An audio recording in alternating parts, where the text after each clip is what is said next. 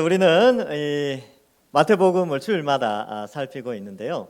이 마태복음을 살피면 그 내용 가운데 신약 시대를 살아가는 우리에게 주는 하나님의 구원 계획이 얼마나 큰가를 알 수가 있습니다. 특히 오늘 본문도 사실 예수님이 비유 하나를 하지만 그 비유 속에 들어가 있는 아주 그 위대한 하나님의 성부, 성자, 성령 삼위 하나님의 구속의 역사의 내용도 포함되어져 있습니다.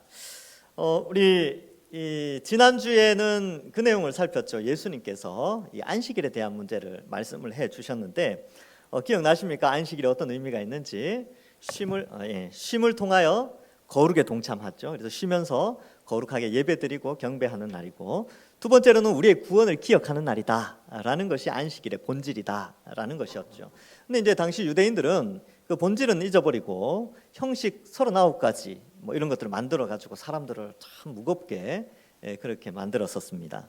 그러한 가운데 이제 신약 시대를 살아가는 우리는 안식일이 아니라 주일을 지키는 날로 섬기죠. 그래서 주일은 예수님이 부활하신 날, 주님이 부활하신 날 줄여서 주일 이렇게 표현합니다. 그래서 초대교회 때 안식 후 첫날 그 주의 첫째 날에 성도들이 모여서 예배드린 장면들이 성경에 기록되어져 있습니다. 그래서 그 주일을 지킴으로 우리는 안식일의 개념뿐만 아니라 한 가지 개념을 더 가지게 되는데, 그게 뭐냐 하면 바로 우리도 예수님처럼 부활할 날이 있다. 그날은 바로 예수님의 재림을 통하여 우리도 예수님처럼 부활하게 된다라는 소망을 가지고 우리는 주일을 지내게 되는 것입니다. 그래서 예수님께서는 이렇게 이 주일의 개념을, 또 안식일의 개념을 가르쳐 주시고, 신약을 살아가는 우리에게는 이 주일의 개념을 더 폭넓게 살아가도록 인도해 주셨습니다. 그래서 그 기억나십니까? 용어 옛날에 해를 품은 달 이런 드라마 제목도 있었지 않습니까? 안식일을 품은 주일, 이런 개념이 있습니다. 그래서 주일 개념이 조금 더 넓어졌고요. 그리고 사실 그 주일은 주일날만 지키는 것이 아니라 매일을 주일처럼 우리가 지내는 것이 조금 더 성숙한 그리스도인들의 적용이 된다라는 것도 말씀을 드렸습니다. 자, 근데 이 안식일 날, 이 안식일 논쟁 때문에 드디어 바리새인들과 서기관들이 예수님을 미워하던 단계를 넘어서서 이제 제거하려는, 죽이려는 그런 계획을 세우게 됩니다. 그만큼 그 당대의 이 안식일 논쟁은 굉장히 큰 그런 문제였기 때문에 그렇습니다. 자, 그래서 이제 예수님께서 이 논쟁을 마치시고 나오셨는데 22절에 이렇게 기록하죠. 그때에라고 되어 있는데, 이 그때가 안식일을 의미하는지 아니면 이 그때가 바리새인들과 서기관들이 예수님을 죽이려고 작정한 때를 의미하는지 정확한 날짜 개념은 없지만 마태는 이 흐름을 그대로 이어가고 있습니다. 어쨌든 바리새인과 서기관들의 그런 감정과 예수님은 예수님의 사명을 감당하시는 그 사역의 그 갈등 고리 안에서 지금 22절 이하의 내용이 기록되어지고 있습니다. 그때에 귀신 들려 눈 멀고 말 못하는 사람을 데리고 왔거늘 예수께서 고쳐주시매, 이렇게 기록되어져 있는데, 여러분 여기 보면 귀신 들렸죠. 귀신이 들렸는데 눈이 멀고 말을 못했어요. 그러니까 시각장애인이고 언어장애인이었는데, 여기서 여러분 오해하시면 안 되는 것이, 그럼 모든 시각장애인은 귀신이 들린 것이냐, 아니면 모든 언어장애인들은 다 귀신이 들린 것이냐? 아니죠. 아니고 여기에서는 그 당시에 2000년 전에 이때는 귀신 들려서 눈 멀고 말 못한다라고 예수님이 아시고 고쳐주십니다. 그리고 성령께서 마태가 이 말씀을 기록할 때에 이러한 사건들을 기록하도록, 그렇게 이 사건의 배경을 기록하도록 성령이 마태에게 감동을 주셔서 그 눈 멀고 말 못하는 사람이 귀신이 들린 것이다 라고 표현을 하고 있지, 사도시대 이후에는 우리가 누가 귀신이 들렸다 안 들렸다 이거를 스스로 판단하기가 쉽지가 않습니다. 그래서 이게 귀신이 들려서 질병이 걸린 건지, 아니면 잘못해서 이렇게 바이러스가 들어가서 질병이 걸린 건지 알 수가 없어요. 그래서 사도시대 이후에는 귀신이 들렸다 안 들렸다 이러한 개념을 강조하지 않습니다. 대신에 이제 초대교회 2세기 이후부터는 어떠한 질병이 있으면, 야고보서에 기록되어 있는데 어떤 질병이 발생하면 장로들에게, 감독과 장로들에게 기도를 받고 치료를 하라라고 되어져 있지, 그것이 귀신이 들렸는지 안 들렸는지 판별을 한 다음에 이렇게 퇴마사 이런 거 한다든지 아니면 축기를 한다든지 그렇게 하는 것은 이제 초대교회에 이제 이 성경이 기록될 당시 이외에는 그렇게 진행이 되어졌죠. 그래서 이 질병이 걸리면 기도받는 것과 치료하는 것으로 가지 이런 형태로 가지 않습니다. 그래서 오늘날에는 이제 이게 귀신이 들렸다라고 판단하는 사람들이 누구냐면 무당들이 그런 걸 판단해요. 무당들이 그런 걸 판단하는데 이제 그런 무속인들의 말을 우리가 귀 기울여 들을 필요가 없습니다. 우리는 어떠한 질병이 걸리거나 그러면요 관리를 잘 하시면 됩니다. 그래서 가끔가다 그런 사람들이 있어요. 제가 이제 감기 걸리잖아요. 아유 목사님 감기 귀신 걸렸네 이렇게 생각하시는 분들이 간혹 있을 수 있는데 그런 거 없어요. 그런 거 없습니다. 그래서 함부로 이러한 것들을 평가하지 않도록 조심해야 돼요. 물론 영적인 세계가 있지요. 귀신이 존재합니다. 그리고 성령이 존재하고 하나님이 영적인 능력을 우리에게 부어주시는 영적인 세계가 있어요. 그러나 우리 인간은 피조물이기 때문에 피조 세계에 속한 인간이 영적 세계를 함부로 판단하기가 쉽지가 않아요. 이게 객관성이 없다니까요. 그래서 자기 주관적이고 그렇기 때문에 함부로 말해서는 안 되는 것입니다. 저도 마찬가지지요. 저도 역시 말씀을 많이 읽고 기도도 많이 하지만 어떠한 일이 일어났을 때 절대로 함부로 평가하지 않습니다. 왜? 그건 주관적인 제 생각일 수 있기 때문에 그렇습니다. 그래서 여러분들도 마찬가지예요. 함부로 어떠한 일어나는 현상을 가지고 귀신이 들렸다라든지 이것은 뭐다라든지 이렇게 함부로 판단하지 마시고 위에서 그냥 기도하시면 됩니다. 기도해드리고 그리고 하나님이 뭐 이렇게 잘 선한 길로 인도해달라고 이렇게 하면 되지 판단하는 것은 하나님께 맡기면 됩니다. 성경에 기록된 것은 이제 예수님은 다 아시잖아요. 그렇죠? 예수님은 다 아시니까 이제 영적인 세계 귀신들도 예수님이 다 창조하신 피조물에 불과합니다. 그들을 쫓아내게 되는 것이죠. 귀신의 기원에 대해서는 성경에서 그렇게 말합니다. 영적인 이 존재로 천사들, 영적 세계의 피조물로 천사들을 만들어놨는데 천사들도 우리 인간과 동일하게 지성과 감정과 의지를 가진 인격체로 만들어졌습니다. 근데 그 가운데 일부가 이 하나님을 반역하여서 이 땅에 내려오게 되는 것이죠. 이 땅에 내려와서 가만히 있으면 될 텐데 인간들, 하나님의 형상을 따라 만들어진 인간들도 같이 반역하도록 에덴 동산에서 이 죄를 짓게 만들죠. 그렇게 해서 이 반역의 중심에 있는 이를 이 마귀 혹은 사탄이라고 성경은 표현하고 있고 그를 따르는 다른 타락한 천사들을 귀신이라고 표현을 합니다. 여러분 귀신에 대해서 제대로 아셔야 되는데 죽은 영혼이 구천을 또 따라다니는 것은 귀신이 아니에요. 성경에는 사람이 죽으면 하나님 앞에 바로 심판을 받습니다. 천국과 지옥이지 구천을 또 따라다니지 않습니다. 전설의 고향 지식 가지고 성경을 해석하면 안 돼요. 그래서 그런 거 좀 바로 아시라고 제가 말씀을 드린 겁니다. 그래서 이 귀신이나 마귀는 바로 타락한 영적 세계의 존재다. 이렇게 이해하시고 이들이 하나님을 반역하고 사람을 괴롭히고 죄를 짓게 하는 영적인 존재다. 이 정도는 우리가 성경을 통해서 알 수가 있습니다. 그런데 이 귀신이 사람에게 들어가서 사람을 괴롭게 하는 것이죠. 앞도 못 보게 하고 말도 못하게 하는데 예수님께서 고쳐주시니까 말 못하는 사람이 말하고 눈으로 보게 되는 것이죠. 여러분 이 일은요 놀라운 기적입니다. 여러분 그 역사의 현장 속에 여러분들이 있다고 생각해 보십시오. 깜짝 놀라지 않겠습니까? 뭐 온몸에 소름이 다 돋을 것 같아요. 그리고 막 어때요?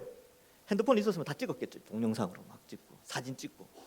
물론 뭐 2000년 전에 그런 게 없었으니까 기록으로 남아 있지만 그만큼 이 사건은 엄청나게 놀라운 사건이에요. 그런데 반응이 두 가지로 나눠집니다. 첫 번째 반응은 23절과 같은 반응이 있지요. 무리가 다 놀라죠. 다 놀라 이르되 이는 다윗의 자손이 아니냐라고 표현하는데 이 다윗의 자손은 그리스도를 표현하는 대표적인 용어입니다. 오늘날 젊은 사람들이 사용하는 용어를 쓰면 이런 거죠. 시그니처 언어입니다. 시그니처. 대표하는 그리스도 메시아를 대표하는 시그니처 언어, 대표적인 언어가 다윗의 자손이에요. 여러분 식당에 가면 대표 음식이 있죠.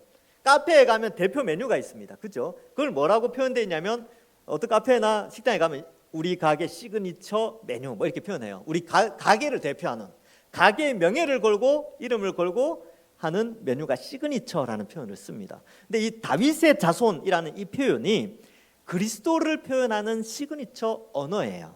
그래서 이 단어를 썼다는 것은 예수님은 그리스도가 아니냐라는 표현이라는 것이죠.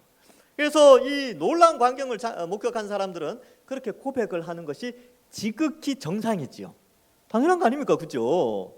그런데 두 번째 부류가 등장하게 됩니다. 24절에 보면 바리새인들이 듣고 뭘 들었냐면 주변 사람들이 다윗의 자손이라는 이 말을 듣자마자 바리새인들이 반응을 하게 됩니다. 왜냐하면 예수님을 죽이려고 작정했는데 죽이려고 하는 그 대상을 사람들이 그리스도, 다윗의 자손 이렇게 표현하니까 기분이 좋겠습니까? 안 좋겠습니까? 안 좋겠죠.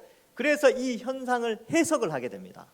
지금 이 예수님께서 귀신 들린 자를 쫓아내고 병을 고쳐주시는 장면을 통하여서 바리새인들은 어떻게 이것을 해석하느냐 하면 24절에 바리새인들은 듣고 이르되 이가 귀신의 왕 바알세불을 힘입지 않고는 귀신을 쫓아내지 못하느니라 하거늘.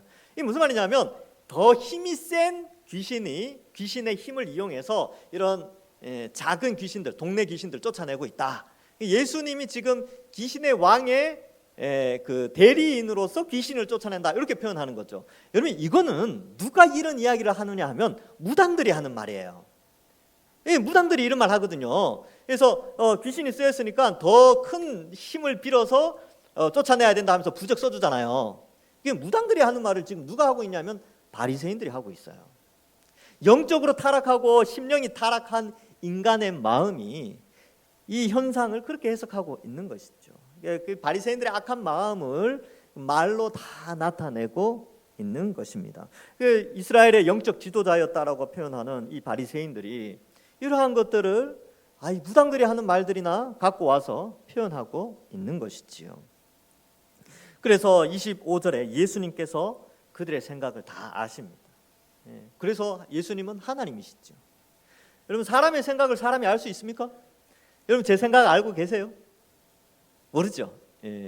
아는 것처럼 앉아있지만 모릅니다. 저도 그래요. 저도 다 아는 것처럼 저분은 저런 생각을 하고 그렇게 앉아있는, 서 있는 것 같죠? 몰라요. 10길 물속은 알아도 한 길 사람 속은 모른다고 그러지 않습니까?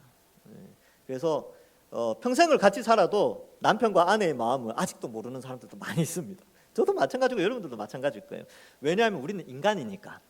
우리는 피조된 사람이기 때문에 다른 사람의 심령이 무슨 생각을 하고 있는지 알 수 없어요. 그러나 예수님은 아시고라고 돼 있죠. 왜 아십니까? 하나님이시니까. 성자 하나님이 이 땅에 오신 분이 예수님이니까 예수님은 그들의 생각을 다 아세요. 그리고 그들에 대한 평가를 두 부분으로 나눠서 합니다.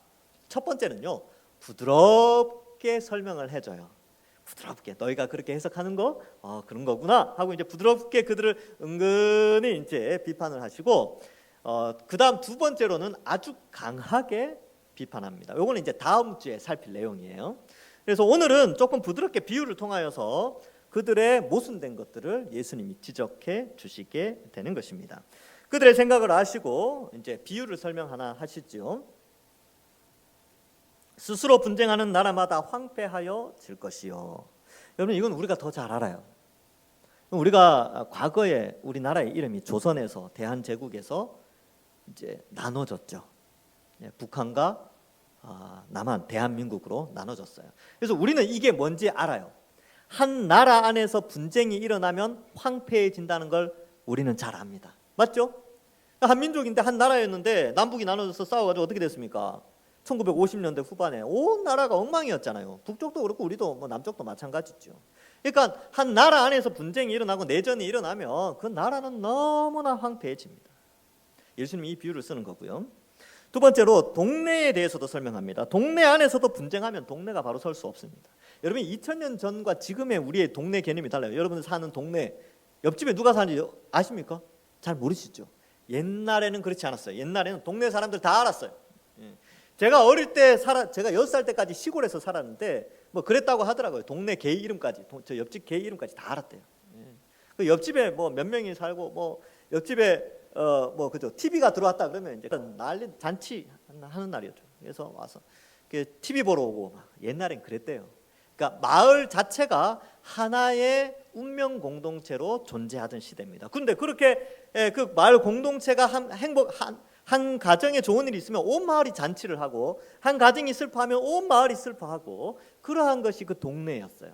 지금의 개념과 좀 다르죠. 근데 그 가운데서 다툼이 일어나면 그때부터 온 마을이 괴로움에 들어가는 것이죠.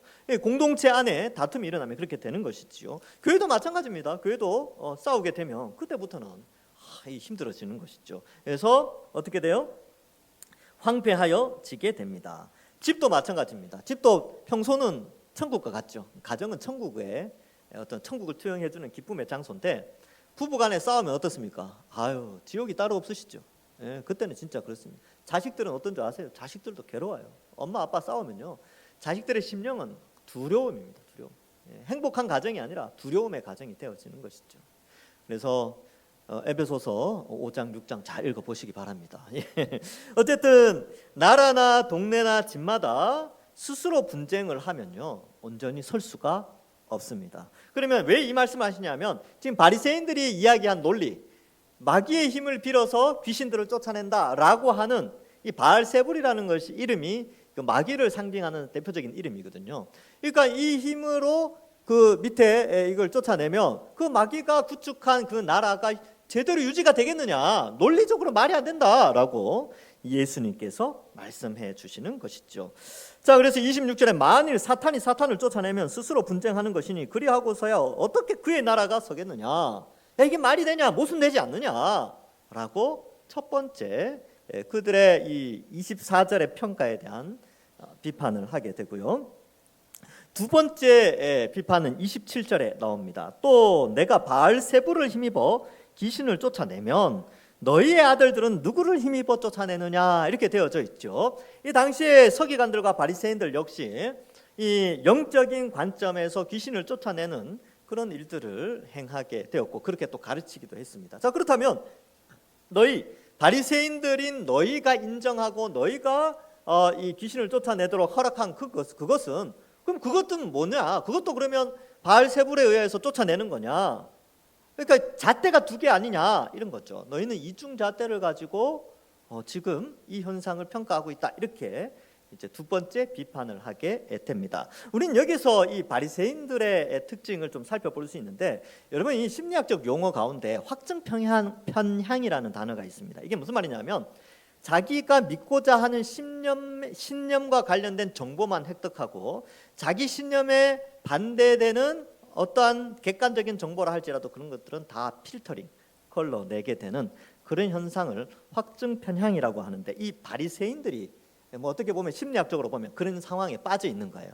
그러니까 믿고 싶은 것만 믿는데 이들의 머릿속에는 뭐가 있냐면, 예수님은 그리스도가 아니야, 예수는 유대교를 멸망시키러 온 사탄과 같은 나쁜 놈이야, 이렇게 바리새인들은 판단하고 있다는 거예요. 그 신념에 의하여서 예수님이 아무리 메시아 그리스도의 사역을 감당을 해내도, 말씀을 전하고 귀신을 쫓아내고 죽은 자를 살리고 병자를 고침에도 불구하고, 그러한 객관적인 진리가 있음에도 불구하고 바리새인들은 그러한 확증 편향적 성향 때문에 그 모든 것들을 이렇게 이상하게 해석을 하게 되죠. 이런 이상한 해석을 함으로 말미암아 모순이 나타나게 되고, 결국은 참된 진리에 의해서 그들이 추구하는 모든 신념들이 거짓이라는 것이 드러나게 됩니다. 자신이 거짓이라는 것이 드러나니까 자신의 거짓을 들추어내는 예수님을 죽이려고 하는 것이지요. 그래서 너희의 아들들이 누구를 힘입어 쫓아내느냐, 그러므로 그들이 너희의 재판관이 되리라, 이렇게 표현하고 있죠. 오히려 그들이, 너희가 인정해준 그들도 너희를 다 판단하겠다. 지금 그들이 열심히 사역하고 있다고 하는데 너희들 지금 이 말한 것 때문에 너희들 어떻게 책임질래? 라고 예수님이 반문하시는 것이죠. 그래서 이 바리새인들이 이 예수님의 귀신을 쫓아내고 병을 고치는 이것을 해석한 것에 대해서 예수님이 그들의 모순을 두 가지로 비판하게 되는 것입니다. 자, 그래서 이제 예수님께서는 28절과 29절에서 이제 이 사건의 핵심적인 내용, 핵심적인 지식을 전달하려고 하십니다. 28절에 보면, 그러나 내가 하나님의 성령을 힘입어 귀신을 쫓아내는 것이면 하나님 나라가 이미 너희에게 임하였느니라. 이렇게 기록하고 있지요. 여러분, 이 구약 성경 창세기부터 말라기까지 성경을 해석해온 유대인들은 하나님 나라가 임한다는 사실을 알게 됐습니다. 하나님 나라가 임하면 여러 가지 현상이 있는데 대표적으로 5가지를 많이 설명합니다. 첫 번째는 메시아가 통치하신다. 그리스도가 통치하시는 하나님 나라가 임한다. 두 번째로는 그를 믿는 자들은 영생을, 육체가 죽지 않는 영생을 확보하게 된다. 근데 그 영생을 확보하는 방식은 성령이 임하셔서 죄를 짓지 않도록 하신다. 성령의 임재가 있어요. 그리고 이 땅이 변화된다. 새 하늘과 새 땅. 이사야에 보면 광야에 샘이 넘쳐 흐르고, 그렇죠? 그리고 뭐 독사굴에 어린아이가 손을 넣어도 물지 않고 사자와 어린 양이 함께 뛰노는 아름다운 세상이 열려질 것이다. 이게 하나님 나라의 모습이죠. 그리고 마지막에 사탄과 귀신들, 모든 죄인들은 심판을 받게 된다라는 요 5가지, 요 현상이 하나님 나라에서 일어나는데, 그 가운데 예수님은 성령의 일하심, 성령이 지금 이 위대한 일을 행하신다면 그 하나님 나라가 지금 임한 거 아니냐라고 말씀을 하시는 것이죠. 이 5가지는 이미 성취가 되었습니다. 그리스도께서 이제 교회를 통해 통치하시죠. 우리는 예수님 믿는 자는 이미 영생을 확보한 자들입니다. 이미 영생을 확보한 자들이고요. 그리고 성령이 우리 속에 오셔서 예수 그리스도를 믿도록 하셨죠. 그래서 하나님 나라가 이미 임하였고요. 이제 새하늘과 새 땅은 예수님의 재림을 통하여 완성되어집니다. 그때는 이제 주님 오셔야 되고, 사탄은 이미 쫓겨나고 있죠. 그 세력이 약해졌기 때문에 많이 쫓겨나고 있습니다. 그래서 예수님께서 성령을 힘입어 귀신을 쫓아내면 하나님 나라가 이미 임한 것이다 라고 말씀을 하는 것이지요. 그리고 29절의 내용을 설명하게 됩니다. 이 29절의 비유는 아주 예수님께서 구원의 계획, 즉 구속사의 거시적인 안목을 요 한 절로 설명해 주고 있어요. 요 한 절로 봅시다. 29절에 보면 사람이 먼저 강한 자를 결박하지 않고서야 어떻게 그 강한 자의 집에 들어가 그 세간을 강탈하겠느냐. 여기 이제 전쟁 개념을 생각해 보시면 다른 나라를 침공해서 그 나라에 어떤 무언가를 가져오게 될 때 그 나라의 강력한 방어막, 국방력을 무너뜨려야 승리를 해서 가져올 거 아닙니까? 마찬가지로 이 비유를 쓴 것은 예수님께서 이제 이 땅에 오셔서 하나님의 백성들을 하나님 나라로 돌이킬 때에 이 지금 하나님의 백성들이 사탄의 나라, 즉 사탄의 권력, 사탄과 귀신들이 일하는 그 죄를 짓게 하는 그 세력 아래에 인류가 있단 말이죠. 전 인류가 그 아래에 있어요. 그 죄 아래에 지배를 받으면서 죄의 종로로 타고 있는데, 그 죄의 종로로 타는 사람들을 하나님의 백성으로 귀환시키려면 그 죄의 종로로 타는 그 죄를 무너뜨려야 되고, 그 죄를 지배하고 있는, 죄를 짓게 하는 사탄의 권력을 무너뜨려야 예수님이 그 아래에 있는 사람들을 데리고 올 수 있을 거 아닙니까? 그죠? 이 비유가 이해되시겠습니까? 그래서 예수님이 하신 일이 뭐냐 하면 십자가에서 죽으시는 겁니다. 그리고 부활하시는 거죠. 왜냐하면 사탄이 왜 우리에게 죄를 짓게 하냐면, 사탄이 가지고 있는 가장 강력한 무기가 뭐냐 하면 죽음이에요. 죽음의 무기를 가지고 있죠. 그래서 우리가 왜 죄 짓습니까? 많은 사람들이 죄 짓는 이유 중에 하나가 죽을까 봐 죄 지어요. 죽을까 봐. 그래서 1세기에 수많은 사람들이 배교한 이유가, 나 예수님 안 믿겠다고 떠나간 사람들의 이유가 죽을까 봐. 그리고 왜 수많은 사람들이 돈 때문에 교회를, 신앙을 버립니까? 돈 없으면 죽을까 봐. 왜 수많은 사람들이 예배 드리는 걸 포기하고 자기 건강관리와 자기 개발합니까? 자기 개발과 건강관리를 해야 안 죽을 수 있으니까. 그러니까 이해가 되시겠어요? 이 사탄이 사람들을 조종할 때에 그들을 죄를 짓게 하는 것은 이 죽음의 공포를 이용해서 그들에게 두려움을 줘서 죄를 짓게 한다는 것이죠. 이 강력한 무기죠. 그런데 예수님께서 이 땅에 오셔서 우리가 받아야 될 죄의 형벌을 대신 받으시고, 지옥의 고통과 육체의 죽음을 대신 받으시고 십자가에서 달려 죽어 주셨죠. 우리가 받아야 될 수치까지 다 받으시고 죽으셨어요. 그런데 예수님은 죄가 없잖아요. 죄가 없기 때문에 하나님의 약속대로 죄 없는 사람은 영원히 살거든요. 그러니까 그 예수님의 부활은 예수님의 죄가 없다는 것이 증명되어진 사건이고, 이제 의인은, 죄가 없는 의인은 예수님이 부활하신 것처럼 영원한 부활의 생명을 보장받게 되어진다는 것을 보여주기 위해서 예수님이 십자가에 달려 죽으셨지만 3일 만에 부활하신 것이죠. 그래서 여러분, 우리가 부활을 하셨다라고 할 때 한 가지 단어를 더 붙이죠. 부활 승리하셨다. 이 승리가 뭐냐면 사탄이 무기로 삼고 있는 사망의 권세에서 승리를 한 거죠. 그래서 예수님의 부활을 통하여서 이제 사탄은 자신이 가지고 있던 강력한 무기였던 사망, 죽음에 대한 무기가 상실되어지고 오히려 결박당하는 그러한 일이 십자가와 부활을 통해서 일어난 것입니다. 자, 십자가와 부활을 통하여서 이 일이 일어나니까 성령이 임재하여 복음이 전파되어지면서 만민에게 복음이 전파되어지면서 하나님의 백성들이 귀환하게 되는 것이죠. 돌아오게 되는 것입니다. 하나님께로. 요 원리가 이 29절에 담겨져 있는 것이죠. 그래서 실제로 요한계시록 20장에 보면 20장 1절부터 3절에 이런 내용이 나옵니다. 내가 또 보매 천사가 무저갱의 열쇠와 큰 쇠사슬을 그의 손에 가지고 하늘로부터 내려와서 용을 잡으니 곧 옛뱀이요 마귀요 사탄이라 잡아서 1000년 동안 결박하여 무저갱에 던져 넣어 잠그고 그 위에 임봉하여 1000년이 차도록 다시는 만국을 미혹하지 못하게 하였는데 그 후에는 반드시 잠깐 노일이라 이렇게 되어 있는데 여기 보면 무저갱이라고 되어 있죠. 무저갱. 여기 무저갱은 감옥을 의미하고요. 그 다음에 만국을 미혹하지 못한다 이런 표현이 있잖아요. 이 말은 뭐냐면 마귀가 결박되었기 때문에 이제 만국으로 구원받을 수 있는 길이 열려졌는데 그것이 바로 복음의 길이 열려진 겁니다. 그래서 제가 이 요한계시록 20장 예전에 설교할 때에 이 1000년이라는 기간이 상징적인 기간이라고 말씀을 드렸어요. 그리스도의 초림과 재림 사이의 기간을 1000년, 아주 긴 시간으로 표현하고 이 기간 동안 마귀가 결박되어 있기 때문에 만국에 흩어져 있는 하나님의 백성들이 돌아올 수 있는 시간이 바로 이 1000년이고 이 1000년 동안 교회가 1000년 왕국의 왕의 통치를 하죠. 교회가 어떻게 해요? 복음을 세상에 전하면서 그리스도의 통치에 동참하여 왕적 노릇, 그러니까 왕노릇을 교회가 하고 있다는 것입니다. 그래서 우리는 다 왕노릇 하고 있는 거예요. 지금 그리스도의 몸으로서.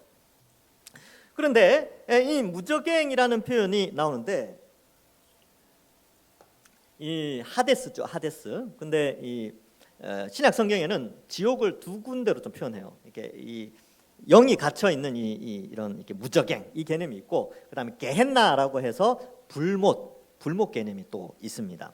그래서 이제 이 무저갱에 있다가 나중에 불못에 던져지게 되는데 그 흐름은 좀 이따 설명을 해드리고, 귀신을 예수님이 쫓아냈잖아요. 그럼 귀신들은 어디로 갔을까요? 무저갱으로 가요. 무저갱으로. 왜 그걸 알 수 있냐면, 어떻게 알 수 있냐면 누가복음 8장 30절과 31절에 보면 이런 내용이 나옵니다. 예수께서 네 이름이 무엇이냐 물으신즉 이르되 군대라 하니 이는 많은 귀신이 들렸습니다. 무저갱으로 들어가라 하지 마시기를 간구하더니, 이렇게 돼 있죠. 그래서 귀신들은 자신들이 아는 거죠. 자기가 쫓겨나면 무저갱에 갇혀진다는 걸 알아요. 그러니까 예수님께 무저갱으로 보내시지 마십시오 이렇게 표현을 하는 거죠. 무저갱은 끝이 없는 감옥, 이런 개념이 있습니다. 자, 그래서 아까 요한계시록 20장 했죠. 마귀가 갇혔잖아요. 근데 나중에 풀려진다 그랬죠. 근데 왜 풀려지냐 하면 이 불못에 들어가기 위해서 풀려지게 됩니다. 여러분, 사형수가 감옥에 갇혀 있는데 그 감옥 안에서 죽지 않아요. 사형수는 그 감옥에서 풀려지게 됩니다. 풀려져서 나와서 사형장에서 죽죠.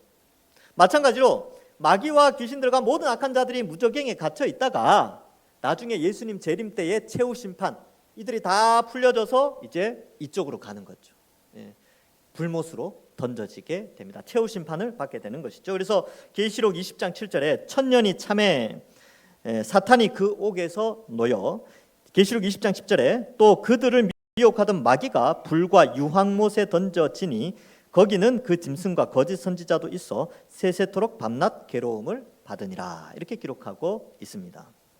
그래서 이 29절을 통하여서 예수님은 바로 자신의 구속의 계획을 이 비유를 통하여서 알려주시는데, 우리는 알고 있죠. 이제 우리는 21세기를 살아가니까 이 의미를 알게 되었습니다. 예수님의 십자가와 부활을 통하여 마귀의 강력한 무기를 없애고 부활 승리하셔서 이제 이 사탄의 종로로 타던 수많은 사람들을 복음을 통하여 하나님 나라로 귀환시키고 있다라는 것을 우리에게 말씀해주고 있습니다. 말씀을 맺습니다. 여러분, 우리가 이번 한 주간을 살아가는데 때로는 인생 살아가면서 이런저런 많은 어려움도 있고 고난도 있고 슬픔도 있고 또 힘든 일도 있겠지요. 그러나 그러한 가운데 나를 구원하시기 위하여 내가 죄 아래에 살았던 자인데 나를 하나님 나라로 인도하시기 위하여 예수님께서 어떠한 승리를 하셨는가, 어떻게 십자가와 부활을 통하여서 그 위대한 승리를 하셨는가를 기억하시고, 또 나 같은 죄인을 택하여 구원의 은혜를 주신 그 은혜를 생각하면서 한 주간 어려운 삶을 살아갔지만 기쁨으로 또한 살아가시는 것이 필요합니다. 뿐만 아니라 오늘 이 내용을 통하여서 우리가 기억해야 될 것은, 예수님이 계시면 인간은 회복되어집니다. 예수님만 오시면, 또 예수님만 다시 오시면 모든 것이 다 완전하여진다는 사실을 알고, 주님 다시 오실 날을 소망하고 인생을 살아가면서 또 때로는 아플 때도 있고 힘들 때도 있죠. 그때마다 예수님의 이름으로 병 고쳐 달라고, 막혀진 상황 뚫어 달라고 그렇게 기도하시면 하나님이 다 길을 열어주시고 고쳐주시고 인도해 주실 줄 믿습니다. 이러한 믿음을 가지고 한 주간 지치지 않고 그리스도인이라는 당당함, 그 죄의 지배에서 구출받아 하나님 나라를 소망하며 살아가는 당당한 천국 백성이라는 사실을 가지고 이번 한 주간 멋지게 살아가시는 모든 주의 백성들 되시길 주님의 이름으로 간절히 축원합니다. 기도하겠습니다. 하나님 아버지, 은혜를 감사합니다. 왕이신 예수님이 이 땅에 오셔서 또 우리를 위하여, 우리를 구원해 주시기 위하여 십자가와 부활 사건을 통하여 마귀의 권세를 눌러 승리하신 그 은혜 감사합니다. 그 십자가와 부활의 승리로 말미암아 우리가 복음을 믿고 구원받았사오니 앞으로 우리의 믿음 생활 가운데 우리가 더욱더 당당하게 세상 가운데 그리스도인으로 살아가게 하시고, 또한 예수님의 그 귀한 사역을 우리가 기억하고 감사하고 찬송하는 저희들 다 될 수 있도록 축복하여 주옵소서. 이번 한 주간도 지켜주실 줄 믿사오며 예수님의 이름으로 기도하옵나이다. 아멘.